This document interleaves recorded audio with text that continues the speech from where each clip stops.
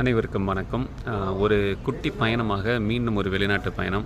ஒரு 4 வருடங்களுக்கு முன்னதாக வெளிநாட்டிலேருந்து வந்தேன் திருப்பியும் இந்தியாவுக்கு. 4 வருடங்களாக விமானத்திலே நான் பயணம் செய்யலை, எந்த வெளிநாட்டுக்கும் போகல.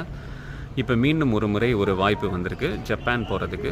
ஒரு மாத காலம் ஒரு விசிட்டிங் ரிசர்ச்சராக, ஒரு ஆராய்ச்சியாளராக போகிறதுக்கு ஒரு வாய்ப்பு வந்திருக்கு. ஸோ இந்த ஒரு மாதம் வந்து ஜெய்ஸ்ட் அப்படின்னு சொல்லிட்டு ஒரு ஆராய்ச்சி நிறுவனத்தில் நான் இருப்பேன்.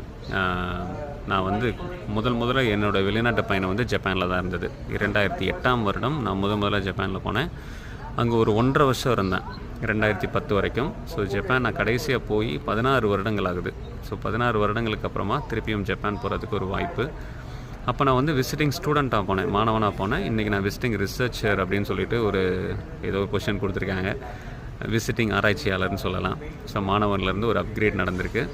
ஸோ ஒரு வேளை நான் அங்கே போயிட்டு அங்கே என்ன மாதிரி ஆராய்ச்சிகள் பண்ணுறாங்க அப்படின்னு சொல்லிட்டு என்னுடைய அனுபவங்களை பகிர்ந்துக்கலாம், முடிஞ்ச அளவு பகிர்ந்துக்கிறேன் நான்.